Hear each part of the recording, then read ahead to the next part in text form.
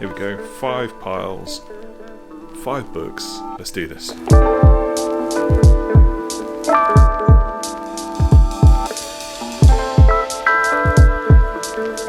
Trying to make them interesting, exciting. Exciting, how can you make a commonplace book exciting? For some people, maybe. This is my commonplace book. It is a collection of observations, thoughts, ideas, quotes, learning resources on index cards. These are notes, insights, quotes, ideas, observations of my own that I've been capturing for about 20 plus years. So the Public Commonplace book is running daily on Instagram. Maybe 3 or 4 days, the best posts from that week, or the most relevant maybe for what I'm thinking or what I'm doing, go to LinkedIn as well. Probably one of my most hated platforms, but fundamentally, sadly, that is where most of my clients and customers are. Whenever I read a book, whenever I observe something, I probably capture it somewhere else. Apple Notes, in a notepad, on a scrap of paper, somewhere. I collect that thought, that observation, that insight, that quote. And then eventually at some point I batch this process of typing them up on index cards. And I've done this for many years and I've got boxes full of, well, this one's empty because I've been sorting through it, but I've got boxes of these index cards. So essentially, I am taking a top-down photo of the index cards, and these different colored index cards that don't represent any significant categorization or anything. The color is just whatever card happens to be next on the pile. So there's a theme that runs through it, which is this resin river desk, which appears in many of the videos. It's a beautiful, wonderful desk. So every time that there's a picture on the commonplace, it is more than likely, not always, but more than likely, shot down onto that resin desk. But when it's a book, why not include the book too? So whilst I'm going through this list, I noticed there were 5 books that I think I've got to try and remember and find. So the obvious one, which I quote a lot from usually because it's such a fundamentally amazing book, is this one here, Growing a Business, Paul Hawken.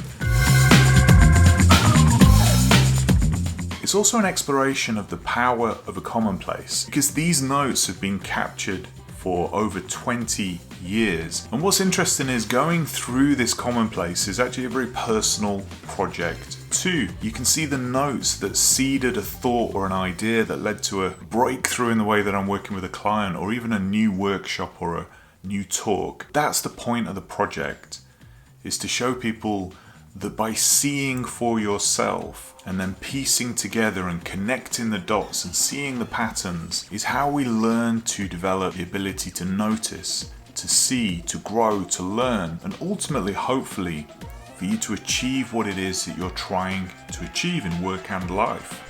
Okay, so I managed to find 2 of the books. So Wherever You Go, There You Are by John Kabat-Zinn, which is great. Essential Radio Journalism, which is good. Now I'm looking for a book called Selling the Invisible, which is a brilliant book. Even if you're not, directly involved in sales or any, you're not interested in work, you're just doing creative stuff, if that's your business. Selling the Invisible is phenomenal. Well, this is not making a very entertaining video, that is for sure. Selling the Invisible. Got it. Tucked away. Here in the corner next to Spike Milligan's Milliganimals. We now have lots and lots of photos of the commonplace on my phone, so it's just a case of getting those onto the Mac. 65 entries, and that's just one box out of maybe 60. And part of this challenge for me is actually selecting the ones to share, because I've probably rejected more, I've not shared more than I have shared. They're either extremely personal entries to me about something I've maybe been dealing with. They're maybe a little bit woo-woo and not particularly relevant to the workplace. Sort of being selective, I'm editing what it is that I'm putting out. Actually, one more.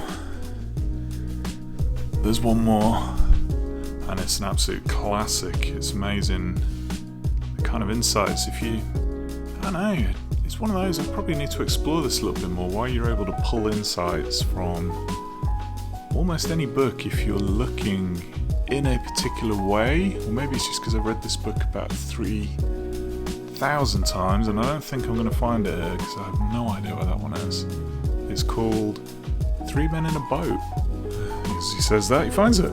3 Men in a Boat. Classic. Now it's time to stick them on the Commonplace wall. Now this is a new part of the project. And I thought, well, what would happen if I could see them all on the wall? Are there any patterns, observations, further insights and thoughts that come from putting these index cards up on the wall? A curation of a curation. Does that kind of make sense?